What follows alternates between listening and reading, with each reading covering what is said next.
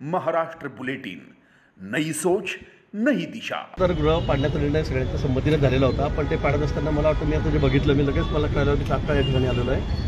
आणि एक मंदिर दत्त मंदिर आहे ते पाडताना मला वाटतं दबलं गेलं, त्यांचं म्हणणं आहे की त्यांनी जाणीवपूर्वक पाडलं, पण असं अजिबात होता कामा नये। त्याची आम्ही सगळी चौकशी करू। स्वतः कमिशनर मॅडम या ठिकाणी आहेत, CP पण आहेत, कुंभमेळ्याचे जे प्रमुख आहेत ते सुद्धा या ठिकाणी आलेले आहेत प्राधिकरणाचे। आणि मला असं वाटतं की असं कुठे जाणीवपूर्वक होणार नाही।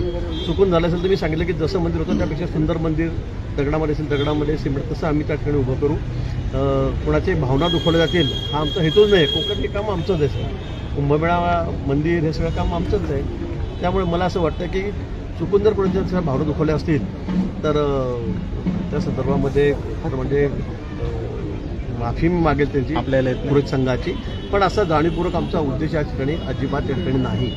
आणि हा कुंभमेळा सुंदर व्हावा, स्वच्छ आणि सुरक्षित व्हावा, कारण यावेळेला भाविकांची येणारी संख्या ही 3 पट 4 पट या ठिकाणी राहणार। त्यामुळे एवढ्या छोट्या जागेमध्ये एवढे लोक आठवडे कसे होतील, कसे येतील, कसे स्नान करतील हा सगळ्यांपुढचा प्रश्न आहे। आणि म्हणून काही अतिक्रमण काढावं लागणारच आहे। तर शहरामध्ये अतिक्रमण आपण काढतोय, ती सफाई त्या ठिकाणी चालली आहे। त्र्यंबकेश्वरला पण आम्ही तेच काय करतोय, तिथे मोठा निधी सरकारने त्या ठिकाणी दिलेला आहे।